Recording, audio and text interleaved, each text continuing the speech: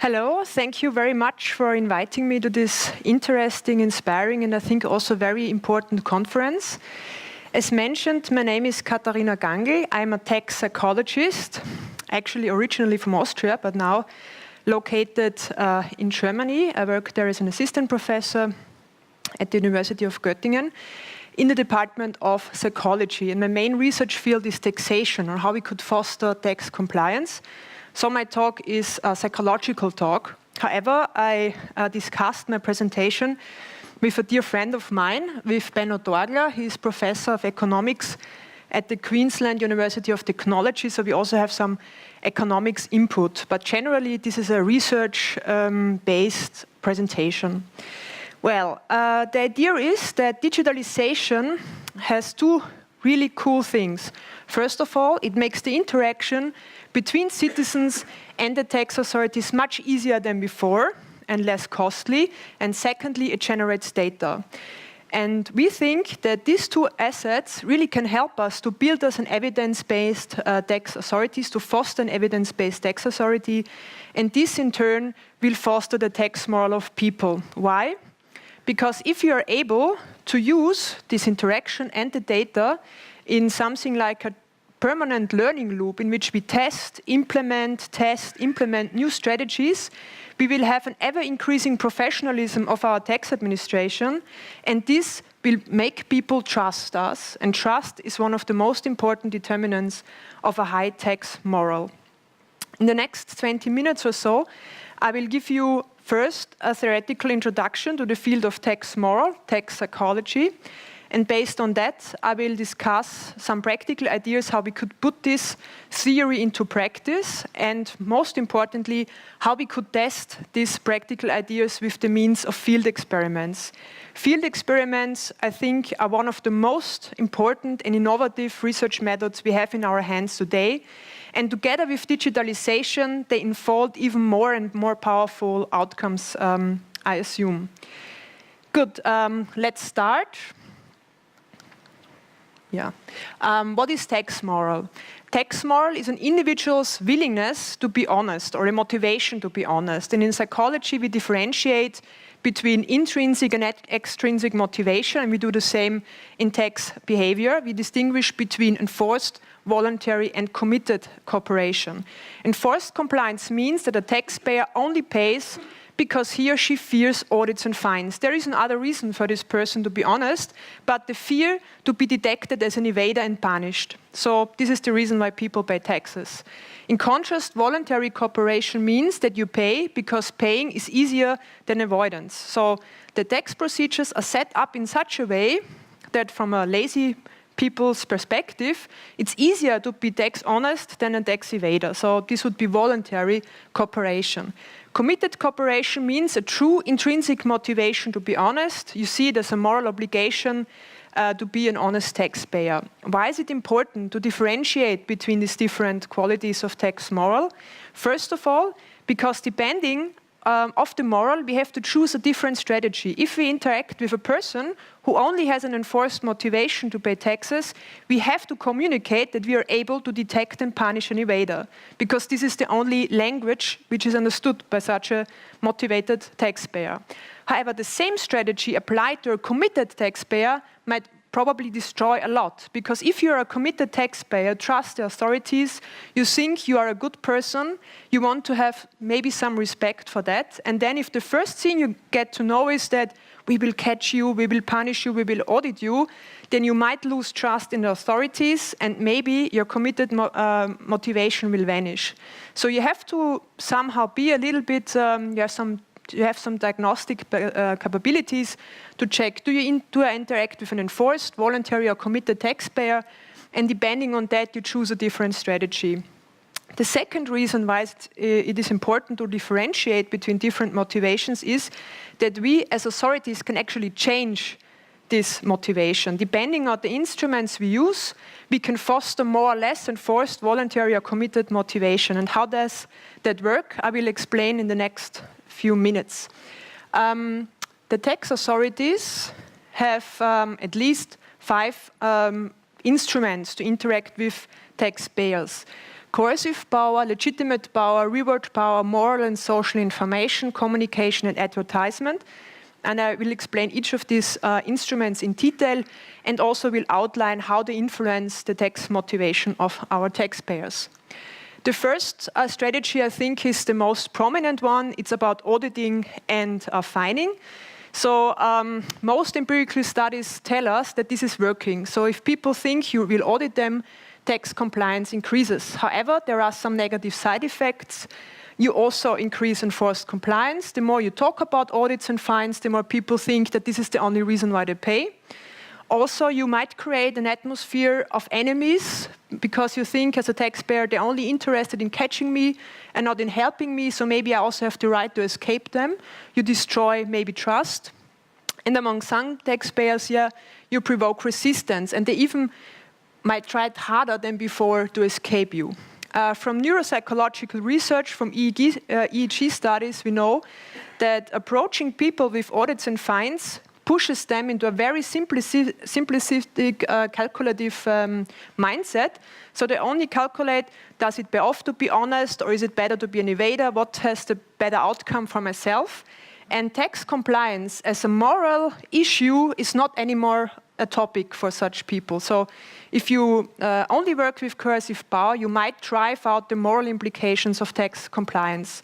So from the empirical knowledge we have, we can say that it's probably better to apply these coercive measures in something like a neutral monitoring form instead of as a deterring form. And what probably is the most important thing is that you combine it with legitimate measures, that audits and fines are communicated in a very fair manner. What are exactly legitimate power instruments? They can have several facets.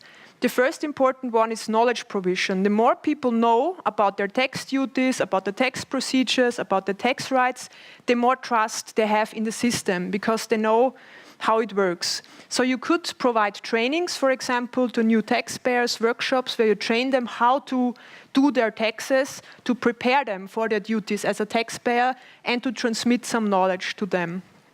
Another important thing is to be legally grounded. This means all of the things you do are transparent.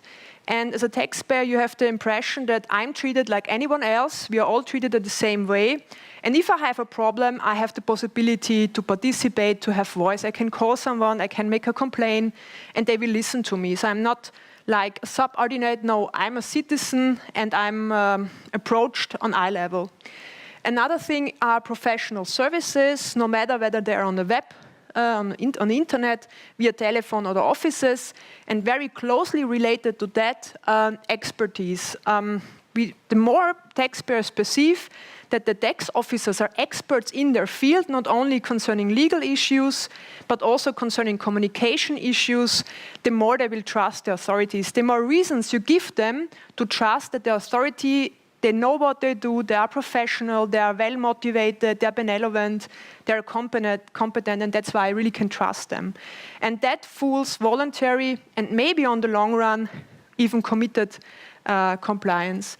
What we also know from neuropsychological or EEG studies is that if you approach a person with legitimate power, you still keep the moral implications alive. So compared to audits and fines, when you talk to a person with legitimate measures, they still think about taxation as something that has to do with social responsibility, that I get something from the system, my neighbors pay as well. So it's not just so simple to evade. People might evade still, but it's harder for them because there is now some social pressure involved. So we should increase legitimate power wherever it's possible.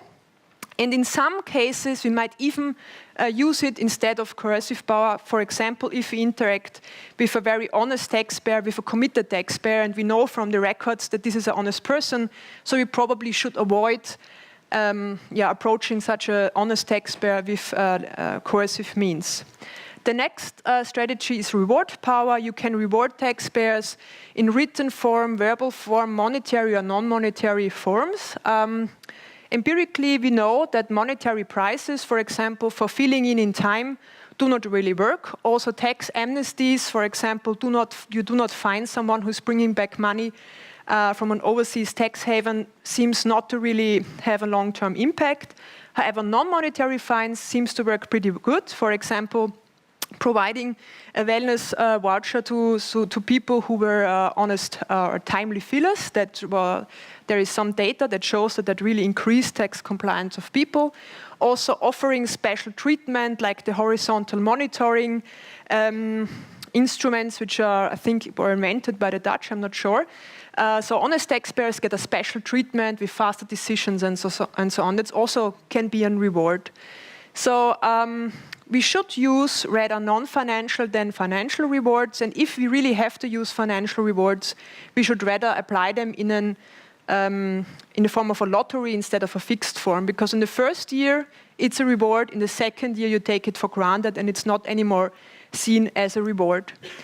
The next instrument is moral and social information. We have several possibilities. The first one is moral appeals. More or less, it's like talking down to people. You have to be an honest taxpayer, otherwise we cannot afford our infrastructure. Or if you do not pay, we'll put you on a blacklist and everyone will know that you're an evader.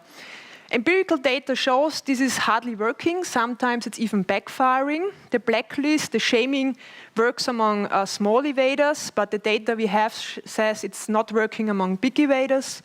So yeah, it's not really so practical. Another idea is updating own ethical values. We all like to think of ourselves as good people, as honest people. And if you remind the taxpayer about that, he or she will become more honest. The experiment which showed that, looked the following way.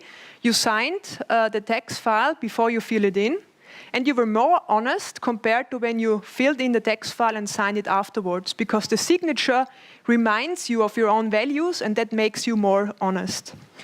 Another idea, a very powerful actually instrument, social information on the behavior of others.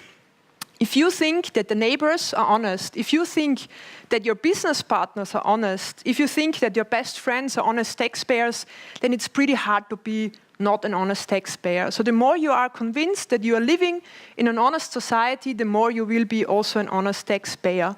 And it's important that this information works the better, the closer these other people are to the self. So my friends work better than some distant acquaintances.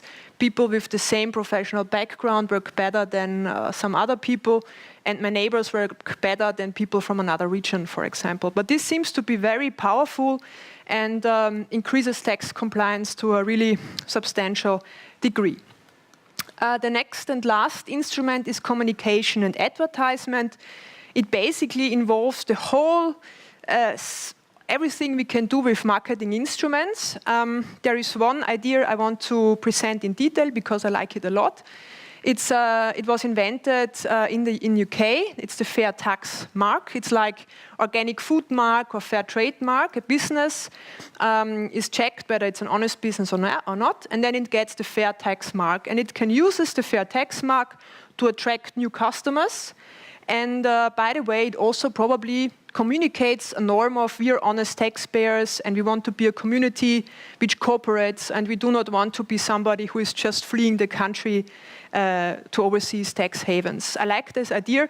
Unfortunately, we don't have empirical data that shows whether this is really working, but this will be the second part of my talk. Another thing is subtle communication of messages. One aspect are nudges. I will not go into detail because this will be the main topic of the next presentation, but it's about setting very clever default options, for example, that trigger people's tax compliance. And another thing are symbols, cues, which work often in a very subtle, unconscious way, like a smiling face. We were already talking a lot about smiling faces. If you see somebody smiling, you cannot avoid then somehow to smile back, to trust this person more than a person who is not smiling at you. So smiling, official degrees, public stamps, the national flag, for example, they all somehow trigger a sense of trust and a positive attitude towards this, this signal. From empirical research, we know that all of these communication measures can enhance trust and positive attitudes on the short run. Unfortunately, we don't have data how whether it's working on the long run, but it seems to work on the short run. So we can recommend to use such techniques immediately before people filing in their taxes. And something that I think could also help a lot is using positive role models. Maybe you have a famous sports star who is not escaping the country but stays in your country and is an honest taxpayer, and maybe this person is willing to participate in a marketing project, for example, or an important large company which says, yeah, we are proud honest taxpayers here because we also get so much back from the community, and of course we want to participate with our fair share. So presenting positive role models could help as well. However, to be honest, again, concerning the role model aspect, I do not have empirical data, and that's a problem because we have a problem concerning empirical evidence. Most of our studies were conducted in the laboratory with students or are based on survey studies with a small subset of taxpayers and in a small subset of countries. I can't even think of one study coming from Estonia, for example, and we also know that cultural things matter, so we don't even know whether one instrument which is working in one country is also effective in another. So we have a problem here. And I think digitalization can maybe change that because it makes data gathering, data analyzing, and so on so much easier than before. And I also hope that I can motivate some of you to become researchers themselves and to test and implement new strategies you can think of and to share your experience with all of us so that we can build up more knowledge and then we can become a more evidence-based tax administration. And one thing that might really help us is the method of field experiments. What are field experiments? Field experiments typically compare different interventions with each other. For example, if you want to implement a reward intervention, you could test this, whether it's working or not, and you assign randomly some taxpayers to these new interventions, the others stay in the status quo intervention or the status quo procedure. And then, after 1 or 2 years, you check whether those in the new intervention are more honest or have more positive attitudes than those in the standard procedure. And if this is the case, your intervention was successful and you can implement it to all taxpayers. If it was not successful, you just throw the idea away and start the next idea. The cool thing is that you also easily can combine behavioral data and self-reports in the digital age, because most of the field experiments we did in the past, and to be honest, there were maybe just 30 or 40 in the field of taxation, just analyzed administrative data. So we got a result, we couldn't understand what's going on, but we had no survey data. We had no idea what people actually were thinking when they were confronted with our intervention. And with digitalization, it might become easier to combine survey data with administrative data to also better understand what people were thinking when they were confronted with our intervention. Another advantage is that we can also analyze how our intervention affected subgroups. For example, an intervention might work better among rich people than poor. Most of the time it's the opposite, but also young entrepreneurs or old entrepreneurs might be interesting subgroups which might react differently to our interventions. There are not many field experiments around. Why? Because of legal constraints, because there is sensitive data, and because in the past it was really expensive to do it. And I think now it could become easier to do it, and that's why I'm hoping more tax administrations are willing to do it. Why it's easier? Because now most of the interaction, and we heard it before, is taking place via the internet, via the computer. And so it's very easy to implement a new intervention, a new surface, for example, for a subset of taxpayers who get a special intervention, and then you can compare this new intervention with your old procedure, for example. It's also easier to combine different data sets, survey data, data from other administrative authorities, for example. You can analyze more data than before. For example, the quality of uploaded papers, the frequency of email requests, the ratings for provided information, and so on. And of course, you can share your information between each other, and so we can all learn from each other and build on each other's experiences and failures, of course, because often you will find that your intervention is not working, although you thought it's a great idea. And today, I brought 5 great ideas. I have no idea, I don't know whether they really work. Based on the literature we have to assume that they work, but we don't know because the data is missing. So I really invite you to think about, maybe you could try it out. You can check whether this is really a successful intervention or not. And then you share your experience with us. So these are 5 practical ideas for increasing the tax moral with the instruments we have at hand, and at the same time evaluating whether they were working or not. The first idea is the combination of coercive and legitimate power, and it's basically about making the auditing process to change the auditing process to an educational process. So not just catching criminals, but trying to teach people how to be a better taxpayer. And in this case, the first experimental group would look the following way. You tell the taxpayer, next year you will run through an automatic verification process. So I avoided the term audits, but you will be checked for sure. And if we detect an error, you get feedback, a detailed step-by-step explanation how you can resolve the problem. If the taxpayer is resolving the problem, he gets a thank you note. If he's not resolving the problem, he gets a fine. And then you compare how this group of taxpayers are doing compared to another group which gets the traditional auditing enforcement treatment. You inform them next year you will be audited for sure. And if you catch them, they were doing something wrong, you also fine them.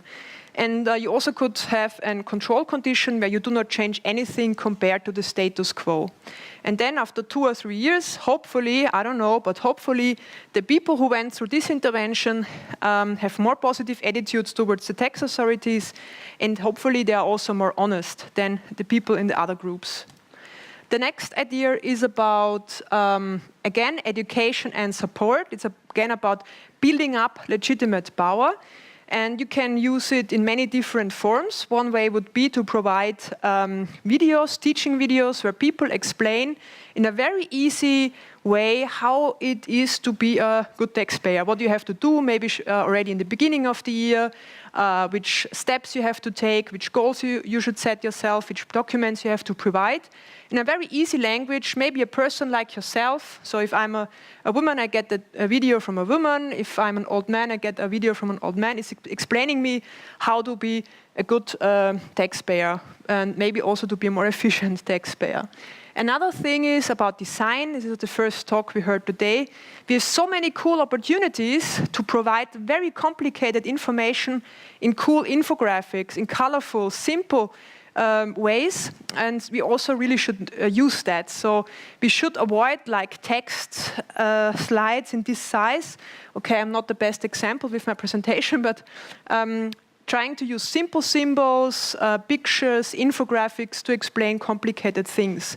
Also implementing trainings and workshops, how to prepare a tax return. For example, young entrepreneurs could be invited to a workshop and they can learn from each other and learn together on their own example how to do their taxes. Another idea would be telephone or Skype hotlines, like how we do our banking businesses today. Most of the things we do ourselves, but if we have a problem, we can call our personal bank person. And we know this person because he or she is with us already for 10 years or so.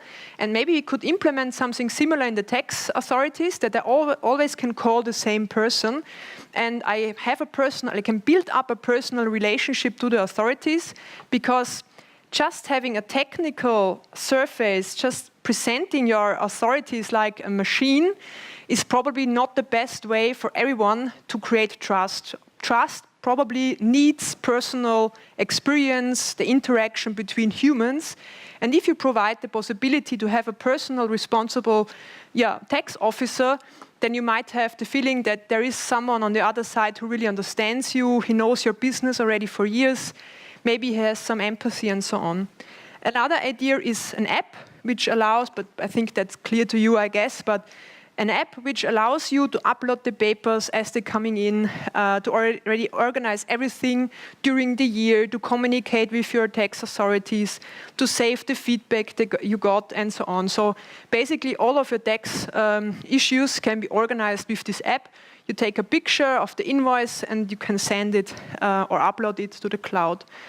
You can test these different interventions together or separately from each other against a control condition where they do not get these special educational materials, let's put it this way.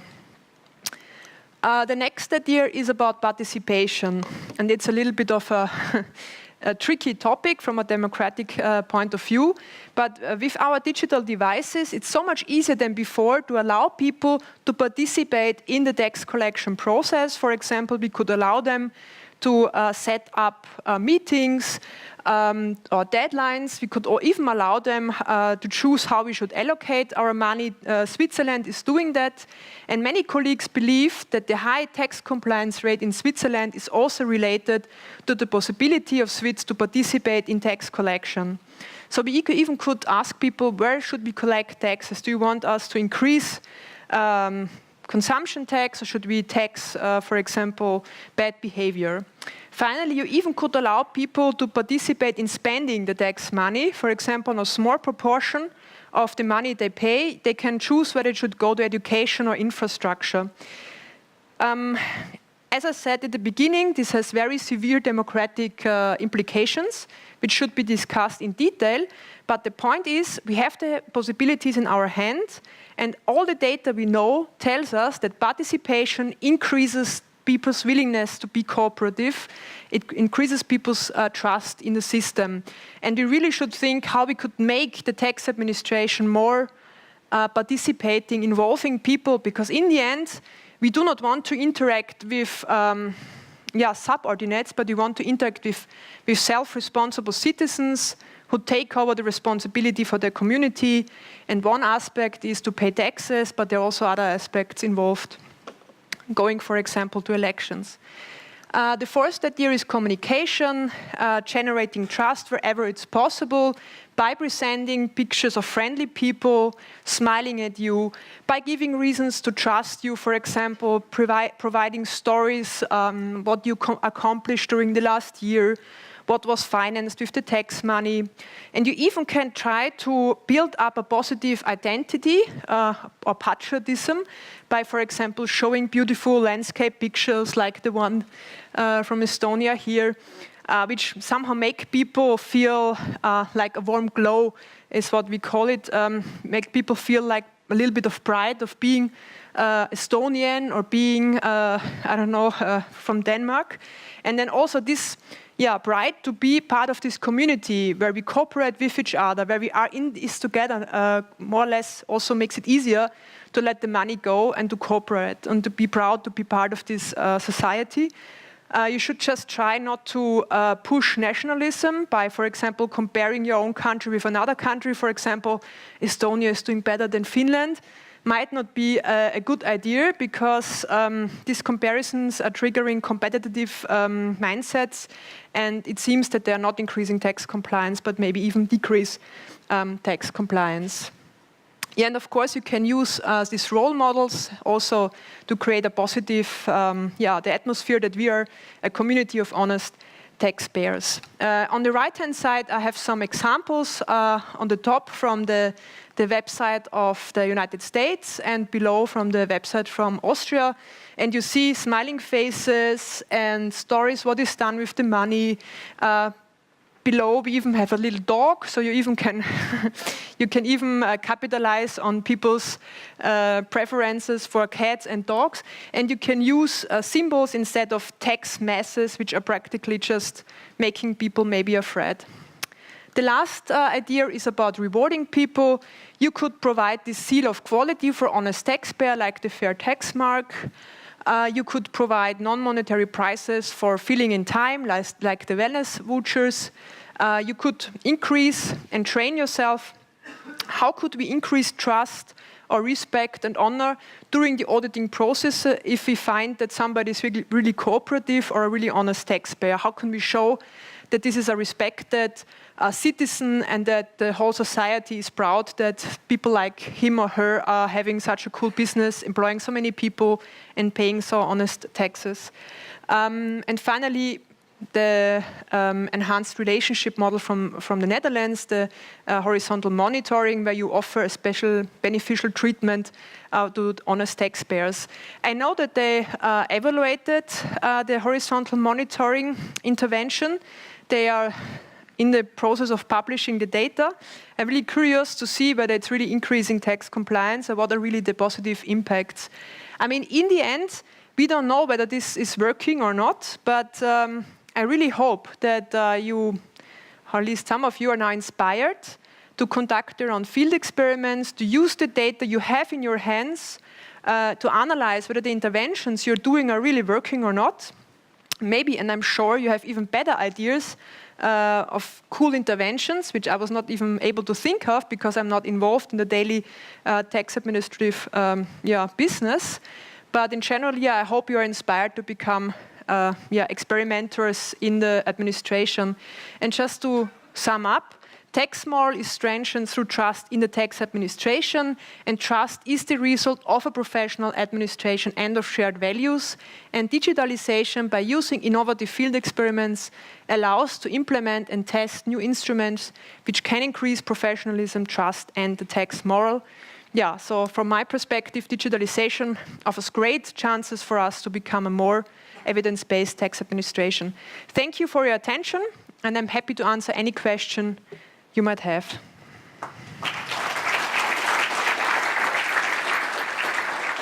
Thank you, Katariina. Are there any questions from anyone right now who would like to raise their hands? We have received questions via our app, of course, so I might actually ask one or maybe two. Yeah, it's nice. Yeah, so the first question is pretty basic, but then again, you could probably go into great detail on this. How do you actually measure one's tax moral? How do you do that? Tax moral? Well, to be honest, in the laboratory, it's easier because we know how much money they really got. So it's easier for us to determine in the laboratory the tax moral. And so tax honesty, tax behavior in the first place, and tax moral is simply questions. We have survey questions where we ask people, I pay my taxes because I feel enforced to do so. I pay my taxes because I think it's a moral obligation. I pay my taxes because it's easier than to evade them. That's simple, straightforward questions, and people say, I totally agree, I do not agree at all, and that's why we know whether then we can define whether a person is more committed or more enforced compliant taxpayer. And people are honest when they're filling out those forms? Well, we don't know, but we pay them. So they get money for let's say if they fill in a tax form. If they fill in a survey, they get some money for the time they invested. And we also incentivizing in the laboratory studies, we incentivize the tax decisions. So for example, our students are endowed with 20 euros, and then we tell them, if you evade everything, you go back home with 20 euros. If you declare the tax, but if we catch you, you might go home with just 4 euros or 5 euros. If you declare the tax, you go home with 12 euros. But if we catch you, there's of course no results because you were honest. So we try to incentivize. But as I said, we would need much more data from the field because, of course, these are only estimations. And I still think that these are important methods, these laboratory studies, these survey studies, because they're for sure cheaper than changing an administrative procedure. And if you already see in the laboratory that it's not working, then maybe it's also not working in the field. So I think we need the whole concert of possible methods to really know what's going on. But definitely we need more field studies. That's, I think everybody would agree to that. Mm. You mentioned community plays an important role, your friends, your family, your neighbor. But there's a question which is rather interesting and intriguing, I must say. Is an honest government one of the important requirements for a nice tax moral? Of course, this is essential. I mean, I'm talking now most of our studies were done in Europe or in the United States. We have only rare data from developing nations where people basically do not trust the authorities, and actually there is no reason to trust the authorities. Maybe in this country it's even the patriotic act not to pay taxes to a dictator, for example. So of course, trust in the government is essentially, and people who think that the government is corrupt, there is no reason to pay taxes to this government. Of course, that's the first step. But we collect our data in Germany, Austria, England, and so on. So, I mean, people have trust problems, but they're not so severe, like, for example, in Pakistan, where hardly anyone pays taxes. And but it's also something which I really want to promote, is that we invite more countries from developing nations to build up evidence-based tax administrations, because they have rich people in Pakistan, they have really rich people in India and Pakistan. They do not pay anything, but we pay a lot of money for development agencies and so on to help them to accomplish some social security. I think we rather should help them to get the money from the rich people they have themselves. But they don't have the means. I think we should help them with getting this means. And what are the best examples? I mean, in which country are people the most proud of paying taxes? Do proud? you know?